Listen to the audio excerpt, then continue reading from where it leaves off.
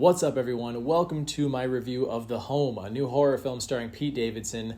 I'm going to keep this one super short, like very brief, because I think this film is a waste of time, and I don't want to waste your time. But it was the mystery movie for AMC tonight that they do occasionally on Mondays. I guess Pete Davidson is in his A24 light phase, because boy does this movie want to be Get Out. Davidson stars as Max, a delinquent who is sentenced to community service working at a retirement home. And as you might expect, because you've seen the formula before, some of the old folks begin to exhibit bizarre behavior, as does Dr. Sabian, the head physician on site. If you've seen Get Out or The Stepford Wives, hell, even this year's Opus, you know the drill. You can probably predict at least somewhere in the ballpark of where the twist is going to lead in this film.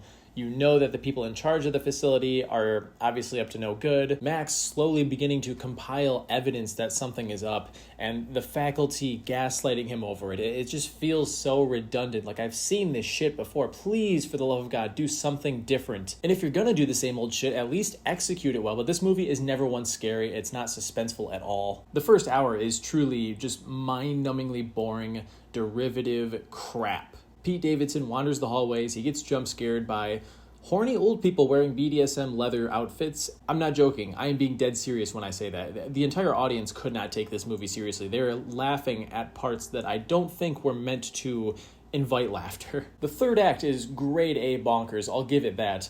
I mean, we've all seen variations of things like this before, but when they actually reveal why the antagonists are doing what they're doing, it is some far-fetched, wild, insane shit, and I kind of wish the movie was like that through the entire thing because it would have been much more entertaining. And it's not just the twists and the reveals that feel jarring.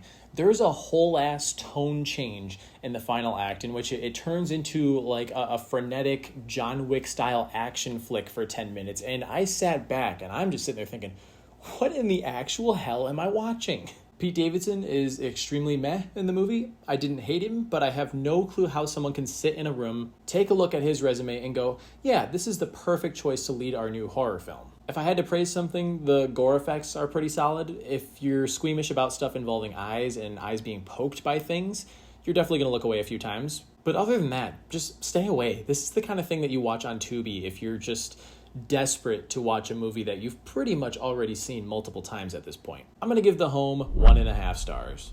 It's trash, but it's at least entertaining trash. I mean, the third act is. The first hour or so is boring as hell. The third act goes for something.